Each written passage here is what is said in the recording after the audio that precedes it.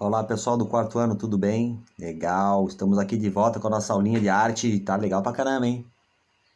Olha só, a aula passada a gente aprendeu então perspectiva, né? Foi uma tarefinha difícil, poucos alunos aprenderam mesmo, realmente é difícil aprender. Quando a gente estiver ao vivo, eu vou dar um reforço nisso com vocês, porque é bastante interessante você saber como desenhar algo em 3D sem erro, né? Que tem gente que faz uns erros bem grotescos que estraga todo o desenho. Então, saber perspectiva, o desenhista que não sabe perspectiva é um analfabeto. Não vai saber desenhar mesmo, tá? Então, hoje a aula também é bem legal, vale a pena prestar atenção, porque é sobre planos, tá? O que é planos? Planos é mais ou menos a relação figura e fundo, tá? Se a gente for ver uma obra de arte, por exemplo, eu vou desenhar aqui uma arte para vocês, bem simplesinha, claro.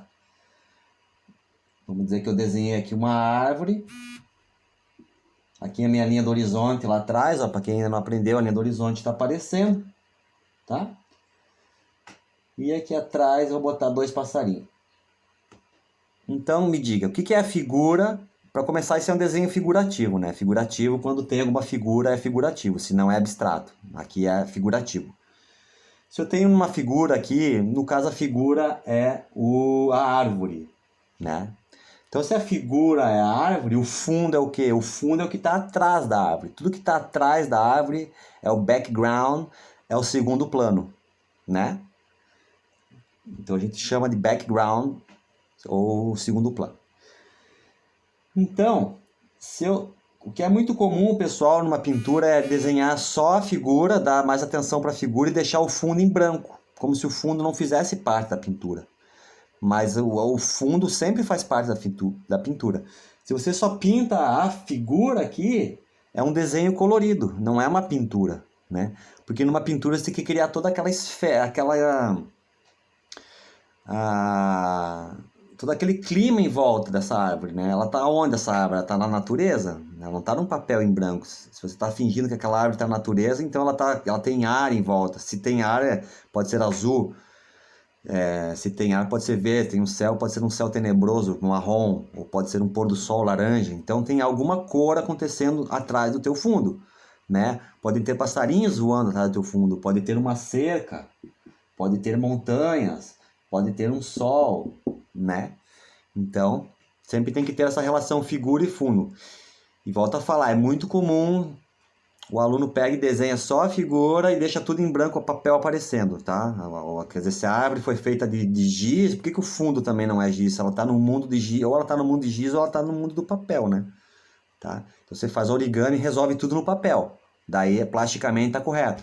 Mas se você está resolvendo no lápis, resolva tudo no lápis. Se você está resolvendo na tinta, resolva tudo na tinta. Mas tudo, tem que dar conta de todo o espaço pictórico, tá?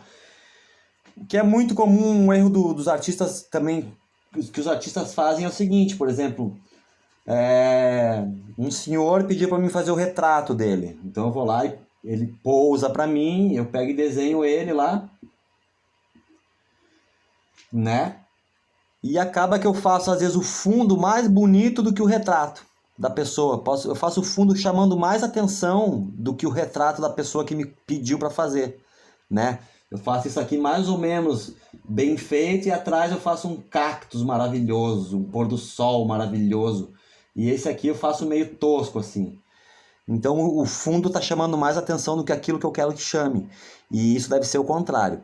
Se a tua figura tem que chamar mais atenção, então para ela você dá um tratamento bem especial, bem lindo, e atrás você deixa até meio mais apagadinho para não roubar a cena do que está na frente, tá? Então existe 4 relações: a relação em que o fundo chama mais atenção do que a figura, existe a relação em que a figura chama mais atenção que o fundo, existe a relação em que todos eles são iguais, e existe um outro terceiro elemento que é quando o fundo vem para frente da figura, né? No caso, quando você faz o desenho de uma janela, né? Uma janela aberta, né? Aqui com a cortina aqui. E o primeiro plano não chama muita atenção. O que chama atenção é o visual que está vazando por essa janela. Então o fundo ele fura a frente do plano e aparece em primeiro plano. Então o fundo acaba sendo o primeiro plano da figura. Isso pode acontecer. Então são essas 4 relações, tá? Então a tarefa que eu quero que vocês façam é que vocês façam um desenho que exista essa relação, né? O que está no fundo e o que está na frente da figura, tá? Mas professor, e quando o tratamento for tudo igual? Aqui o que está acontecendo é o tratamento está tudo igual. Esse aqui é um belo exemplo, tá tudo igual, ó. Nada está chamando mais atenção, ó, tá? Tá tudo... O tratamento dos traços são iguais, tanto para o primeiro quanto para o segundo fundo. A cor é a mesma, tanto para o primeiro plano quanto para o segundo plano. Então, é um tratamento que a gente dá por igual. Isso é muito interessante para padronagem de tecido, ó. Não tem essa relação figura e fundo, né? E o que tem é igual. Então, nada chama mais atenção, tá tudo igual. Isso é interessante também usar. Então, defina o que você quer que chame atenção no seu desenho sempre. Se eu quero a figura, dou mais ênfase para a figura, abafo um pouquinho o fundo. Se eu quero que o fundo chame mais atenção do que a figura, abafo um pouquinho a figura, dou mais atenção para o fundo, tratamento igual ou dou um vazamento, tá bom?